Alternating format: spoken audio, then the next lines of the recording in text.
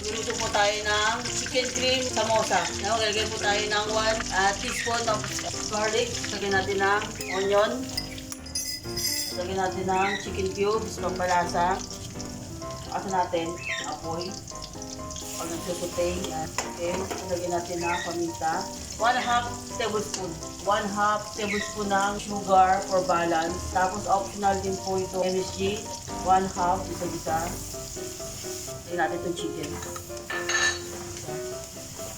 Ito yung aking version ng chicken cream samosa. Po natin siya ng, pwede po magbasa. Lagyan tayo ng 1/2 tablespoon. Na oyster sauce, same.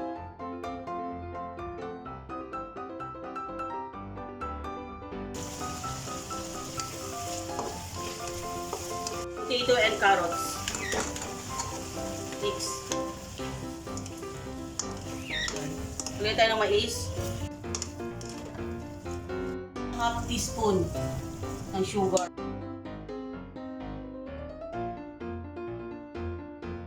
Optional naman po ito. 1/2 teaspoon. Smoked paprika. Optional na din po ito. Lagyan natin itong ating green peas. Hindi po ka ng galabog. Pabigat lang. Lagyan natin yung sili. Ganyan kaliit.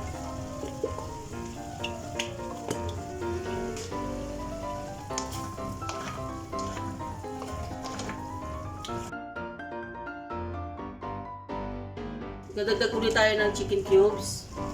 Tabang daw. Sabi ng aking taga-tikim. Cheddar cheese po. Iba po ang brand sa amin, hindi almond brand.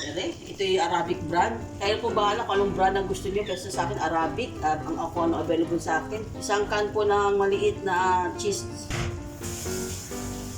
Kailangan ito medyo malapot. Para pag nilagay natin ito sa samosa wrapper, hindi bubulagsa.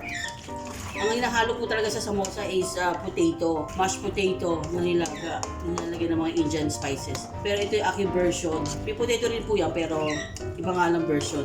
Kaya nga meron siyang cream kasi cream.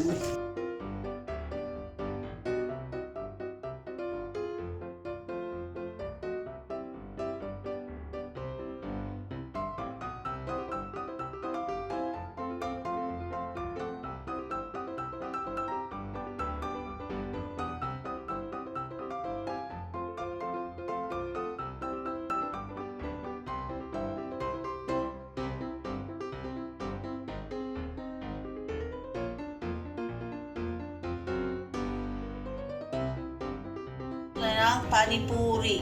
Yan. Pulog natin dyan. Pulog natin isa muna.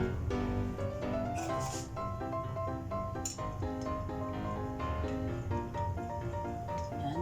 Okay.